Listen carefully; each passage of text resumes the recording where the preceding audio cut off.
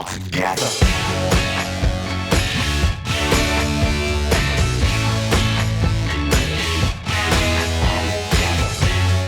How are you? Very good. Very good. How's your morning been so far? Just started. These guys have, I think, another 50 interviews lined up. Okay. So we've got you while you're fresh, which is great. Well, we'll just roll right into it then, and we'll kick off with some easy questions. Yeah. So You can throw some difficult ones also. It's fine. Okay. So this would normally be a boring standard question, but in this case, it's anything but boring. What drew you to this project? Because it's dealing with the uncomfortable and hotly debated topic of nepotism. So I'm just so curious. Well, actually, let's address the elephant in the room first. It's a lot more than just that. Sure. I think we just wanted to address that from the word go, because if you have a show about Bollywood, then that's one topic, one heated debate that's been going on in our country for almost like 7 years now. Yeah. And because Karan is helming things, and he's been at a bit of the receiving end at things, and unfairly so, I feel, because he's given equal opportunities to people from the outside. I thought we'd just address that first. Having said that, I think this script came to me. First, it was not a script; it was a synopsis that came to me 2 years ago. I just felt that this is a world that I have belonged to for the past 25 years. Yeah. It's the perception of Bollywood, at least in the last 3 years, has been very skewed towards a more negative, cynical perception. Mm-hmm. Yeah. And but still, there's this allure. There's always this discussion about our industry. People want to know more about it, and it's just a very well-told story with some fantastic characters. And then the perspective of the studio system that people haven't seen. I go back to these shows. When I read the first material, it reminded me a bit of, I don't know if you guys had seen Entourage. Yeah, a little bit, Yeah, yes. Yeah. So a little bit of Entourage, a little bit of Succession. Yes. Kind of the bloodline, the heir to the throne in the family, and multiple people in the family fighting for that throne. So it's a bit of that, but through that perspective, you see Bollywood as it is, and a very contemporary story. Gotcha. So, as you said, you've been in the industry now for 25 years. I'm sure that you've seen and witnessed a lot. How accurate is the portrayal of the behind the scenes of Bollywood in Showtime? It is actually very accurate, because the writer, Sumit, what he has penned down is kind of anecdotal. It's his experience in the industry. It's his experience of seeing people, of meeting people, some nice people, some not so nice people, good and bad experiences. I think it's a bit of all our experiences that we've put into this show, and very beautifully kind of interwoven it into the scheme of things, into the larger picture. Mihir and Archit, the two directors, and they've done a fabulous job in this. They too have put in their inputs. There's a lot of improvisation also in the show, because most of us have been in the industry for a very long time, and then we've put our little tidbits in the show. Yeah. So for people in the industry, it's going to be very relatable. There are going to be moments where they're going to see characters and feel like, oh, that's like that star, or that's like that producer. But actually, it's not based on a particular person in the industry or a bunch of people. It's, I think, an amalgamation of a lot of people. And also from the outside, the perception is very limited. No one really knows how, what are the conversations in a producer's office, how films are made, what are star egos like. Yeah. It kind of unmasks that kind of facade that people, generally play up to when they're in front of the camera. Right. It just goes into the real world of actors, and what is it to be a star on a Friday morning when your film is releasing? Right. Right. You will never know that. Right. That's one side of the other star level show. I mean, there's always a bravado that we constantly pitch to the audience. So it's a bit of everything. Showtime seems to be diving into some provocative areas. You'll have to forgive me, because I only just discovered the moniker of serial kisser today. A bit too late in the day. Yeah. It's almost dying out, actually. Well, the internet seems to still be caught in debate about whether or not you've given it up. Yeah, that's the thing about getting away from a certain image. People Right. like to box you in something, and then that becomes a reference point. My question is, for the internet, I'm asking, will they get to see what you're best at in Showtime? All I can say is that they won't be disappointed. Okay. But generally, because of that, it's just this thing. It's a kind of weird image to have. Right. I don't know if any other actors had something like that, but And actually a little short note, that image that came about, that tag, was because there was a T-shirt that I wore in a film, which actually said that. Oh my God. In 2007, and that just sticks. You don't know how things stick. It was just like this thing I put on a T-shirt, and I stood in front of the camera, and we were shooting a song, and that just chased me now for like almost another 15 years post that. Wow. But yeah, it's I try not to have those instances in films or shows where it just becomes about that. Right. Because in the initial 10 years, it was pretty much everyone was just talking about that. Yeah. I mean, I guess there's worse things you could get known for, though, to be fair. Life is tough. Yeah. So what's the craziest thing that you've witnessed in the industry, if you're allowed to say? And is truth stranger than fiction? It is. I think in our cancel culture, I think I wouldn't say we've kind of watered down things, but we've had to be a little cautious about certain things, although it is an unheld back version of what Bollywood is and has been. Yeah. I've had lots of experiences. I mean, where do I start? I think, like any industry, our industry is filled with some people who, they're idiosyncrasies, they're eccentric people, they're geniuses here. Yeah. And it just goes way back. I mean, I started off as an assistant director. That's in 2000. I've had the good fortune and bad fortune of interacting with all these people from the industry. And it's just been it's been a wonderful journey. My takeaway from the industry is that it's just, an industry that's given me a voice. It's given me a kind of identity. It's something to work to. I never wanted to be an actor. Like, I'm an accidental actor. I don't know how I turned up over here. I actually wanted to get into VFX in movies. Oh, wow. And at one point, I wanted to be a director. So it was just like a summer job. And, I got cast in my first film as a supporting actor. Yeah. I thought that would be the only film that I do. Yeah. But then I got mobbed after the film released.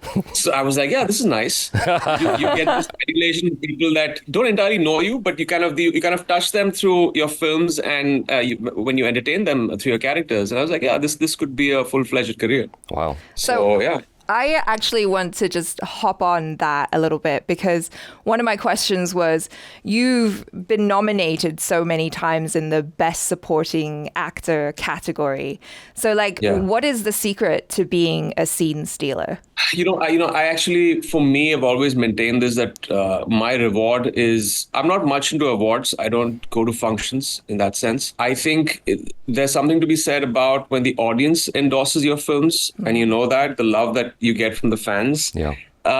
Again, award ceremonies, there are a dime a dozen right now. We have, I think, close to around 12, 15 award ceremonies. Wow. And I haven't been, although, of course, it's great that you get nominated and all that, but eventually it's the film that speaks. It's those fans that you meet and the love that they give you. Yeah. Because an award ceremony there are biases. Mm-hmm.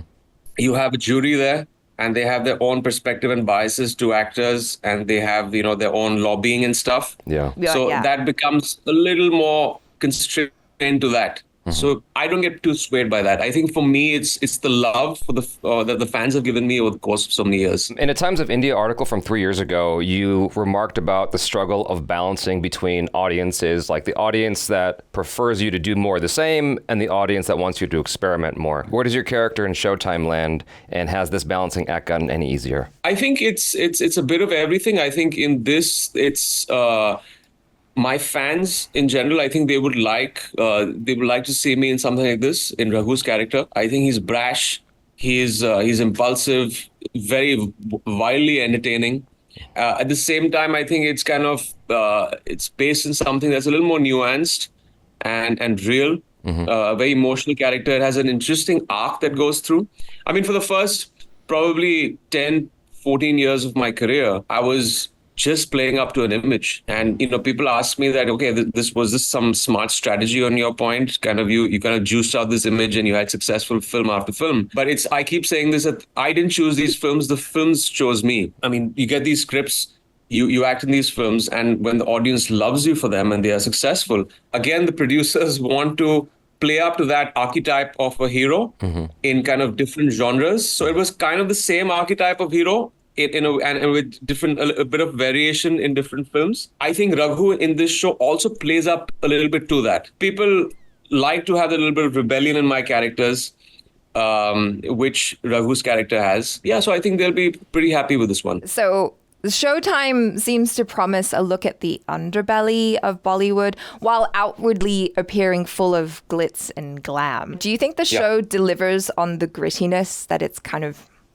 promising us? It is. I think we've just kind of scratched the surface, as trailers do. I think when you see the show, it's like I said, for people who are in the industry, it's highly relatable. It's kind of almost meta, even for me, working in a show like this and playing a producer and all these producers that I've interacted with over the years. Yeah. There's a sense of realism, but also raised a couple of notches to make it entertaining. Mm-hmm. It's not a slow burn show. Mm-hmm.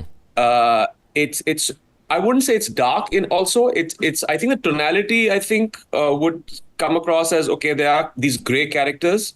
They're not squeaky clean characters in the show. Mm-hmm. Because in this fiercely competitive world, I mean, it's fair means if possible, unfair means if necessary to get ahead. So that's the tonality. And I think for people from the outside, it gives you we have a very voyeuristic culture that we're kind of staying in right now. Everyone is kind of connected and wanting to know more about the film industry. And it's been there for decades. Right. I think even more so right now, you see that allure on social media when people are, either they're trolling the industry or they want to know about films. Right. So I think it'll give them an insight that they haven't seen or known. Right. So it'll be quite an eye-opener for people. I was wondering if we could pivot to your previous work real quick. I watched Tiger 3 just recently. And what I'm about to say, I mean in a positive way. It felt like your scenes were from an entirely different movie. And I say that because they were more grounded and real, and it felt very unlike the Tiger franchise that I was familiar with. I understand you were drawn to the character of Atish, but even still, I wondered, how did the style come about for your scenes in the film? Was it something like you requested, or that was just there for you? Because it felt so different. So Manish he's obviously came on board and is a fresh director for the franchise. Mm-hmm. So his vision for the franchise was very different from Ali Abbas and Kabir, earlier two parts. I think the way he sees it is a little more nuanced. It's not the over the top. It's not sprinkling like in Hindi films. You have a spy and then suddenly you put a little bit of comedy here and you put a little bit of song and dance over there. Yeah. Manish is a little more, he goes with a certain realistic key. Mm-hmm. And I think we found the key of Atish along the way. We kind of collaborated on that. And it's a process that I've never had this with any director, but I kind of thank him for this. I used to they used to write versions of scenes because Atish is a new entrant in this franchise. Mm-hmm. So we wanted to get him right. Yeah. So we had 10 look tests that's like unheard of to kind of lock the 3 distinct looks. Oh, wow. Even though the first look is just for a brief for a scene. So we did 10 different look tests. And I used to self-tape myself for versions of scenes and send it to him of different kind of keys and variations. And then he would say, no, okay, this is the one I want. So very early on, I realized he didn't want a quintessential Bollywood key for it, which is always a little higher in decibels and performance for the audience. He wanted to keep it real. Yeah. It's almost a little Western. Yeah. I think I would say his key's a little Western in the way he thought about it. So I think we locked that, and then, the rest is history. I think I had a great time working with everyone in the film. Okay, so this is my last question. It's I guess it's more of like a nostalgic question, but having been in the industry for over 2 decades now, if there's anything that you could tell your younger self, what would that be? It's a kind of cliche thing, but I don't really have any regrets from this journey. Yeah, I think there are decisions where I kind of probably look back and what I felt that probably, I should have done something else. But I think those mistakes, failures, successes, I kind of own all of them. I'm here because of them. Yeah. And just my mantra is just when I started off, it was that resilient me. It's still the same guy. Yeah. I'm very thankful for my grounding, for my family, and the way they've brought me up. They've always said that don't let success get to you. Mm-hmm. And, learn from your failures. Mm-hmm. And that's something I've always maintained. So, that would be it. I'll still make all the mistakes I made. I think it's 20 years important. ago, It's doesn't important though to make those important, mistakes. Yeah, definitely. Yeah. Yeah. From your entire career, is there a role you are most proud of that you feel not enough people have seen? I think Shanghai. Okay. Okay. Okay. Shanghai was a film that I did way back in, I think, 2011. So there was in the throes of the whole image, and I had given multiple box office successes back then. And then actually the entire industry and people were telling me from the tray that this is suicidal. Why would you do a character like this? Wow. So Whoa. it was not a quintessential hero's character. I look completely different in that film. So I put on weight. I put on like roughly 10 kilos for that role. And, so it was tough. I wanted to be part of a Dibakar Banerjee film back then, and it was a kind of dream come true for me. And it was a moderate success. I would have wanted more people to see it, but it's not, again, a quintessential Bollywood song and dance film. Yeah. It kind of delved into slightly serious issues in that film, and I think that film was way ahead of its times. I think that would be one film, Shanghai, and the other film would be Ghanchakkar. Okay. I'll definitely check those out then. Thank you so much, Emraan. Really appreciate your time. Pleasure, man. Thank Thank you. Take care. Bye. Bye-bye. Nice talking to you guys.